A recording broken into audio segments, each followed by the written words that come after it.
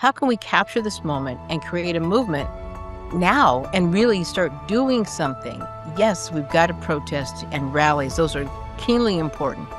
How do we start creating policies? Because we forget or just don't ever know in the civil rights movement, it was policies that really changed things. The marches and the protests were part of it and got people engaged. But how do we create policies that really start changing things? And how do we start having those conversations? Hello, welcome to Women Awakening. I'm your host, Cynthia James. I get the extraordinary honor of introducing you to women from around the world, women who are willing to share their gifts, their challenges and struggles, their wisdom, their courage to shape a more conscious and compassionate world. For me, this is a time for women emerging, and I want to invite you, the listener, to step up, step out, step into your gifts, your power, the leadership, because you came here to do something that no one else can do. Today, we're going to talk about conscious media. I know a lot of people got opinions about media, but we're going to talk about what does it look like to be conscious. And if the show resonates with you, please subscribe, share, leave a comment because it helps my guest be more visible in the world. You can also connect with me at cynthiajames.net. Now, I'm very excited to introduce you to my guest today. Her name is Tamara Banks. She's an Emmy Award-winning journalist, and she lives by her motto, one person can make a difference. Banks is an international freelance TV news correspondent, producer, talk show host, and documentary filmmaker, focusing on social justice, dedicated to creating transformative social change through excellence in journalism. She's also the host of From Moment to Moment with Tamara Banks, and it was initially launched on PBS 12. To listen to this, she has worked with PBS, CNN, ABC, World Report, HD Net's World Report, BBC, NPR, Al Jazeera America, Al Jazeera, WB2 News, Fox News, and a number of other radio stations and newspapers. Oh, holy moly. I am so happy you're here. Thank you, Cynthia. So great to see you, and thank you for that very lovely and generous introduction. Well, you're quite astounding, but I want to start with how you grew up and where you were born. The chances of you probably dropping on the planet going, I'm going to be a change maker journalist probably wasn't it. I don't know, maybe it was. Maybe that's where I started, at least in my brain, anyway. My background is my dad's family is from, Louisiana, from a little area called Plaquemine Parish, and, my mom's family is, French background, so quite different, but similar in very many ways. And they ended up moving to out of the country. They were going to move someplace in Europe being a mixed race couple, and they said, "We are not trying to raise any kids in the '70s and late '60s and in these crazy times." So they ended up moving to Mexico City. Ah. Yeah, so, I was actually born there, my brother and I, then we moved back to the US in Denver. My sister was born in Denver, so I was dual citizenship for, throughout my childhood, most of my childhood, speaking English, Spanish, and a little bit of French. So that's kinda where it all started, and I always say that, we never know exactly what we're going to do in life, but we all have a calling. And Yeah. so once we know what that is, and I've been blessed to just always know I was going to be a journalist. I was that little kid that, around 6 o'clock at night, everybody's playing outside on Sunday evening, trying to get the last few bit of sun and playtime before the school week starts. And I would hear this, tick, tick, tick, tick, tick, tick, tick, tick, tick, and that was 60 Minutes. And I ran in as an 8, 9, 10-year-old to watch, 60 Minutes and watch people like, Ed Bradley, who later in my career, my early career, took me under his wing. I never met Barbara Walters, but that was the only woman I saw for a long time, certainly no women of color. And I thought, "You know what? She's interviewing, like, this really so-called bad guy, Fidel Castro, while they're on his yacht, and he's got a big cigar, big stogie, and she's wrapped in a beautiful scarf and looking smart and intelligent and just grilling this guy. And I'm like, "I wanna do that." Eh, well, yeah, she a force of nature, by the way. But Mhm. I wanna okay, so I'm with you. I mean, I loved looking I mean, I didn't know about being a journalist, but I loved 60 Minutes because I always thought they did in-depth things that I was interested in. But the other thing I wanna say, though, is because there were very few women, Mhm. where did you start? So I just never, I don't think I ever saw myself, "Well, I'm going to be," I wasn't never the first in my newsroom, but one of the few. I'd never approached it like, "Well, I'm going to be a Black woman anchor or reporter out in the field. I just wanna do this, and I'm just me." And so that's sort of where I just started. So when I first started, I was just a kid with my little microphone walking around. First it was radio, kinda the first thing you hear beyond before even news is, music, so being a little DJ. Then I was doing the news cut-ins while the radio station went on break, turned down the radio, and I would do the news. Then and the formal education came more at the University of Northern Colorado, where I got my degree in as mass media with an emphasis in journalism. And from there, my first on-air job, news job was, at KFK Radio Mm. in Greeley and doing what I call the hog reports. And I joke about it, but it was, an important news for people in Northern Colorado to know about, agricultural news as well as, you know, gas prices and ecology and all of that. So from there, I did a little bit more radio, KOSI, and then eventually my internship was at, KUSA Channel 9, and then, I was blessed to get a good job with ABC News affiliate in Colorado Springs, and they're up to Channel 2. So that was my local news experience until I did later on more network and international news, beyond. Well, wow, I'm impressed. It's what you do. It's what you do it as it's your passion. You don't even think about it as like, I stand on the shoulders of the real trailblazers, with local news before she went to CNN and launched CNN, Renelda Muse, Bertha Lynn. Those are our Denver folks. And now I'm in Atlanta standing on the shoulders of civil rights leaders who worked closely with Black journalists. And I'm a former board member and current member of the National Association of Black Journalists. And the reason I bring that up is you can't really have newsrooms that are um, only white straight men. And so how did start in news? Just being a news person, being a good journalist, and trying to do excellent work with integrity. Yeah, so talk to me about where social justice came in, because here's the thing, there's a whole lot of opinions about media today, about the good news, the interesting news, what is, what isn't. But what called you to social justice? Well, I really think that journalism is social justice. Mm. People get, you know, gone so far right, and of course, now with other people say you go so far left. But I always look at it as if I have pissed off all sides in the story, then I've done my job, because it's like I'm just down the middle, I'm not taking sides, and that is what social justice is a truth teller.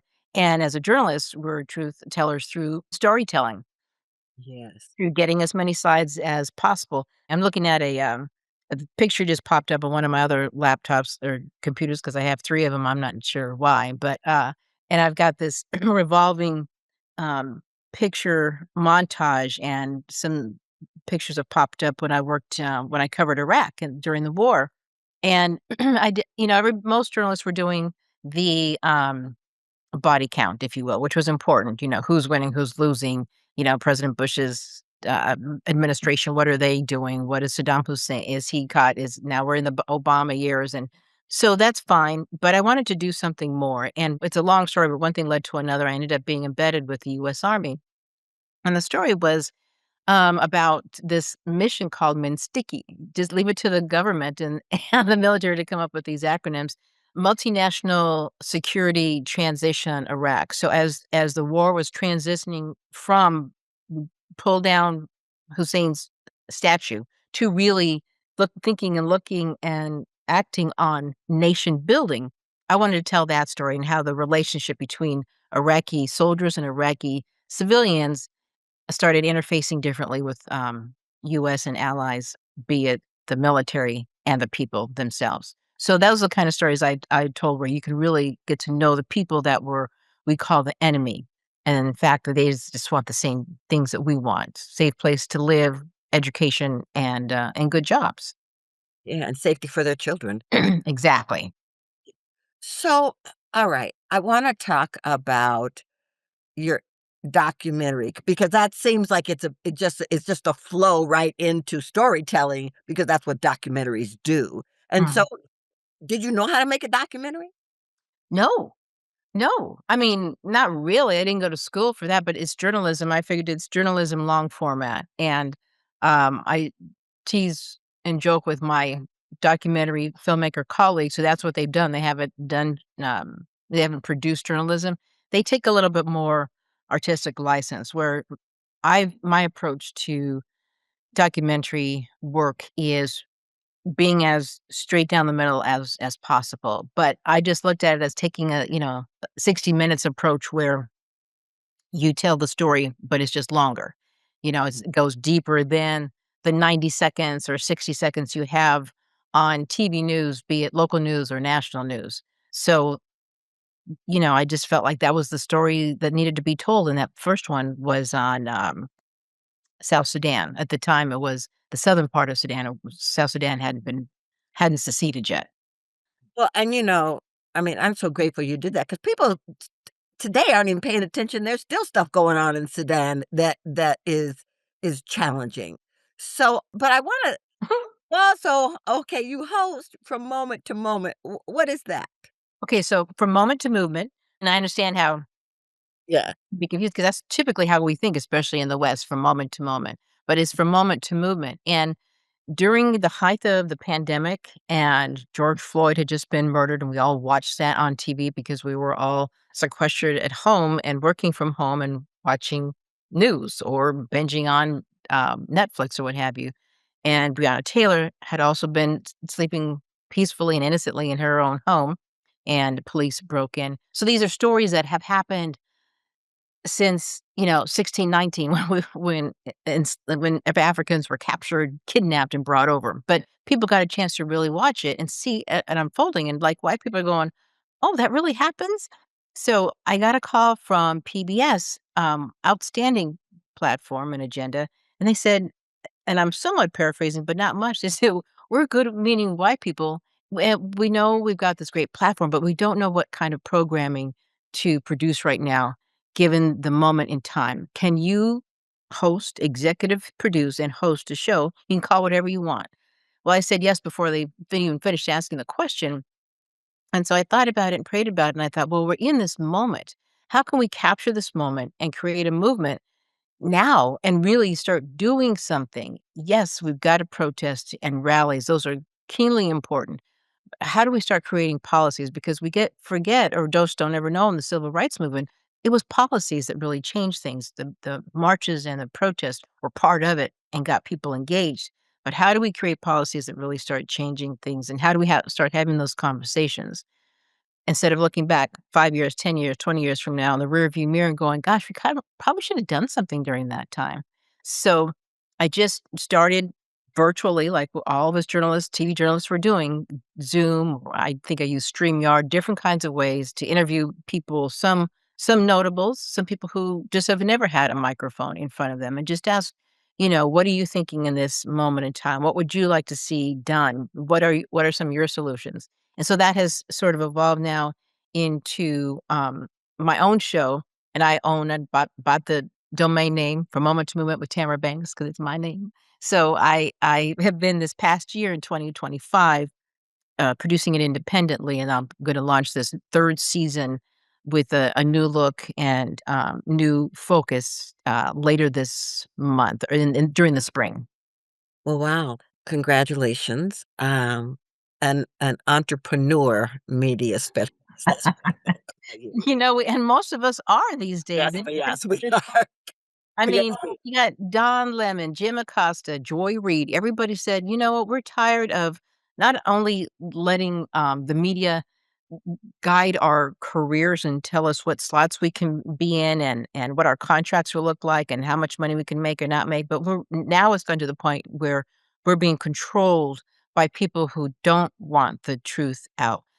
Barry Weiss and her leadership of Paramount, AKA CBS, 60 Minutes, and all the news underneath it is very skewed to the left.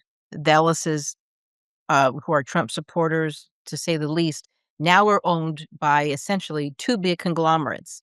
That's national and network news. When you look at local news, the FCC just approved a merger between Nexstar and the other name just escaped me, it'll come to me. Oh, Tegna.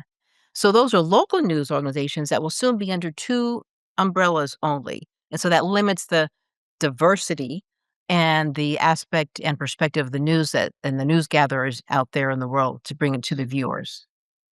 Well, and I'm so grateful for the Don Lemons and the Joy Reids and the people who have said, "Oh, no, no, no, no, no. There's other platforms out here that we That's can right. talk to you." So I guess I wanna say people feel confused about where do I look for news that I can trust? Because if I go here, I'm gonna hear something that doesn't align with my, values, and then I go over here and something doesn't align. So where do I go? Because you can't trust social media. That's So right. where do I go? Well, and that's a good question, and the way you pose it is interesting too, because a lot of people don't. I know that not you, but some people don't want to hear the truth or the other side. They want to go to the PR station that is speaking a certain right or left platform. So that's one thing we have to be honest about. What do we really want to know? Do we really want to know the truth? And then secondly, cross reference. If you're um when you listen to certain news stations, for example, NPR, they will say, "We've learned A, B, and C." Now, our reporters haven't confirmed that or seen those documents, but this network is reporting this. And then they're not saying TikTok is reporting it. They're saying New York Times or Washington Post is reporting X, Y, and Z. So what that does is it creates a buffer of, okay, my mind's still open. NPR says, think about this because, we're investigating it. So part of it is in the delivery, but then also be aware of who owns these, papers and broadcasting stations. The Washington Post is is barely a skeleton of itself. The book review section is gone. A founder of NABJ was let go was it last year? Was it 24 or 25? Joe Davidson. And he's like the epitome of he's on the opinion pages. So when the opinion pages start dwindling and start looking kind of the same, or maybe, not all skin folk or kinfolk, start really paying attention to who is telling the news and a little bit of background about them. And people will say, well, that's so much work. I bet you can tell me every episode of Atlanta Housewives and who's who and all the names and the Kardashians. So it's not that we don't have the capacity to do our own research, but we make choices about what our priorities are and what we see as important in our lives. So it does take a little bit more effort. But then what you start realizing is how important this platform is. We have a lot of responsibility as journalists. And so when young people tell me they want to be on TV, I said, well, then you should probably go into acting. But if you want to be a journalist, give me a call because that's a different conversation. Sure. Yeah, so hopefully that answered you. It's not Well, a no, direct. I thought it was beautiful, and here's the thing, this is what else I know. I know you're married. I know you have a family. I know you're on boards because 'cause we're on one together. Right. How do you find harmony and the ability to take care of yourself balancing all these balls? Well, I'm not entirely sure I do real But I do try to take care of, my family, my husband, my bonus kids, my siblings, my in-laws, everybody, and it's just really this last night I was going to bed going, "Oh, I gotta call Aunt so and so and Aunt so and so," and just being aware that I didn't get to be Tamara, Tammy, Stewart, Banks, Barbary on my own. All these other people helped get me to where I am. So if I'm, missing a meal here and there or having too much coffee, not eating at all, kind of like today, that okay, I'm strong enough I can do that once in a while. But taking care of the people who have been a part of my life since day one has got to be paramount. And also, my husband's a musician and he's a VP of operations for music festivals, so he gets the a crazy hectic schedule as well. So he understands. But yeah, sometimes friends and family will worry about you're going where? Why? What did you lose in Africa that you got to go back to a conflict zone? I'm not a journalist, but my family does ask some similar questions. You're gonna do Right. what? What? So how do they find you? How do they get in touch with you and see all the beautiful things you're doing? So I have a YouTube page, several YouTube pages, Tamara Banks. At YouTube. I have another YouTube page with my show From Moment to Movement, which is called From Moment to Movement. And then I'm on Facebook as Tamara Banks, and also Instagram. I think I'm on Tickety Talk, but I'm not. I don't really use TikTok. I'll repost something that I think is good. And just on that note with social media, I say to young people, social media in and of itself isn't bad, but just do the next extra step or two and find out what your source is. Who said X, Y, and Z? Don't just take it for face value because there's no way you can cram any kind of context, let alone truth, into a 3 or 5 or 10-second video. But yeah. Amen. Amen. Amen. Amen. Also, you can also email me too at tamara.tamarabanks@gmail.com. Beautiful. Okay, I ask the same last question of every guest on the show. The Mhm. show is called Women Awakening. What do you think is the most important thing about women awakening in this moment? Oh, it's the fact that the rest of the world is beginning to realize, at least a little bit, that we are of value. The, Archbishop, and this is not my area of religion or spirituality, but she was just, elevated, if you will, to an archbishop. It's not in the Catholic Church. I should have, thought of this before, but she's the first woman in this particular, sect, if you will. Now, that is why did it have to be the first woman in 2026? Like, what's really happening here? We don't even have our first woman president, and yet Mexico, many nations in Africa. So it's I think it's important to not as we women awakening, we've already been we woke. We've been awake. And I think for maybe too long we've been waiting for somebody to um give us permission. So we need to give ourselves permission and just step out there and take it. Get that job, get that entrepreneurial position, get that elected official position. Get that, that position at the school crossing where you're, holding up the sign. There's nothing wrong with being a mom. And this whole stay-at-home mom y- lens that we put on women and judgment is just highly wrong. Who else would you is better to raise kids than your own, than you yourself? So I think we need to give ourselves permission, which we already have, and then not let other people kind of give us permission to do what we need to do and want to do. Well, Tamara, I am so grateful for you for the work that you do. I am totally a fan. And so, thank you for being here and for your brilliance in the work you do in the world because you totally are making a difference. Thank you so much. It's such an honor to be with you, and it's kind of funny as a journalist to talk in the, I pronoun. So, I'm honored that you think it was worth the conversation, and thank you for the invitation. All right, everybody. Listen, if you missed any of this conversation, rewind and listen because there's a lot of great information in there. And I hope today inspired you please post where you're from, you know, what inspired you, comment on the things that we're talking about and subscribe. I want you to know that you matter. I want you to know that your voice matters. And I want you to know that you're on the planet in this moment because you are essential. Make no mistake about it. So until the next time I see you, rise, shine, go out, bring your gifts, and don't let anybody steal your joy. I love you. I'll see you next time. Bye.